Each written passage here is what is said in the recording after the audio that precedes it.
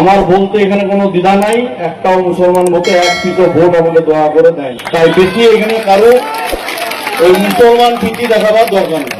মুসলমান মানে ভালো লোক নয়, সব জিহাদি মুসলমান, তার প্রমাণ আজ পেয়েছেন।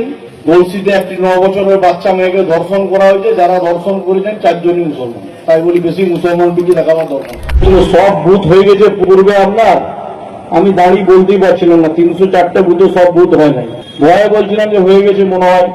আর আজকে লোক দেখছেন পুরা ভিড়, এই ভিড় কিন্তু সেদিন ছিল না। আর আমি দয়া মায়া করে আমাদের নেতৃত্ব বলছি, বেশি বিবেক বোধ দেখানোর দরকার নেই। অনেক বিবেক বোধ দেখিয়েছেন, আমরাও দেখিয়েছি। আমি 304টে বুথে পায়ে হেঁটে ঘুরেছি, একদিনও গাড়িতে ঘুরতে দেননি আপনারা। বলেছেন প্রথম বিধায়কের টিকিট দিয়েছি, পায়ে পায়ে হেঁটে ঘুরতে হবে, ঘুরেছি।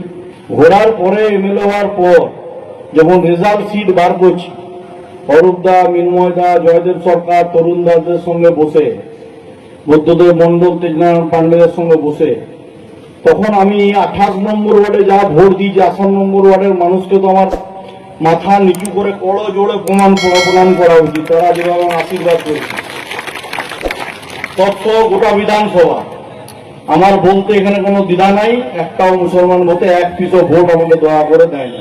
তাই বেশি এখানে কারো ওই মুসলমান ভীতি দেখাবার দরকার নেই। মুসলমান মানে ভালো লোক নয়, সব জিহাদি মুসলমান, তার প্রমাণ আজ পেয়েছেন। গলসিতে একটি 9 বছরের বাচ্চা মেয়েকে ধর্ষণ করা হয়েছে, যারা ধর্ষণ করেছেন 4 জনই মুসলমান। তাই বলি বেশি মুসলমান ভীতি দেখাবার দরকার নেই। একদম সোজাসুজি থাকাই ভালো। আমাদেরকে ভোটও দেয় না, তাও আমাদের নেতা ভদ্র মোদীজি, রাষ্ট্র নেতা, তো উনি বলেন সবকা সাথ সবকা বিকাশ। আর অমিত শাহজিও ঠিক কথা বলেন যে সবকা সাথ সবকা বিকাশ, কিন্তু লাস্টে চুন চুনকে হিসাব। তো হিসাব আমরা নিয়ে নিয়েছি।